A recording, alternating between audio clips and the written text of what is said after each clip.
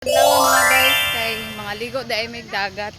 Wow. So amo ang mga daghanan mi maugad yun ng dagat namo ani ron. Pabot mi sa lakyan, wala pa mi sa lakyanan. Okay.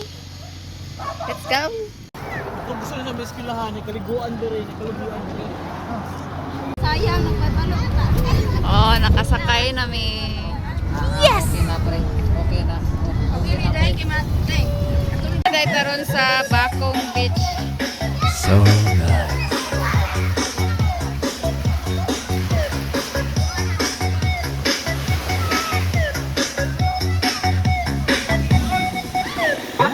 So halos mapuno ang beach karon tungod sa kainit sa panahon mga guys.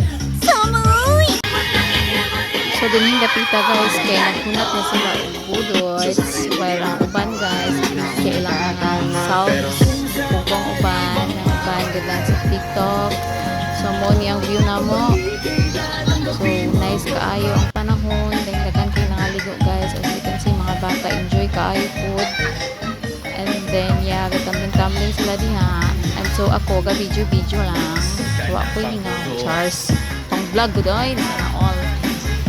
So ako din ng anak gatambling din kani usa kay akong kinugos. And ini na part is na napugni sa Langoy part which is naami sa beach na actual. Dahil mo ni siya view ug nice kaayo ang tubig guys, so clear kaayo.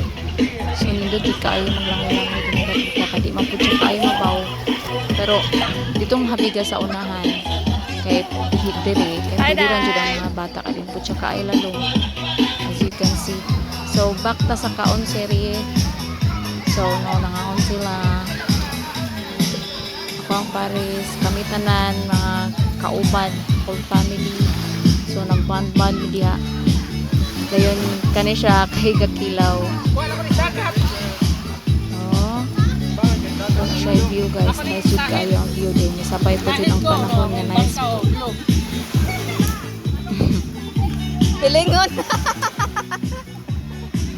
Okay, Ranagong, manifesting naman ako.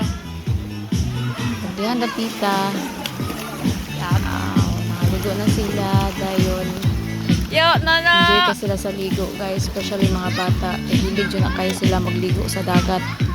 Samot na kung init ang panahon, dili ting ulan kay di man jud kadaling tugnawon. So kani akong iyuan, guys, na murag itik na kabiyag tubig.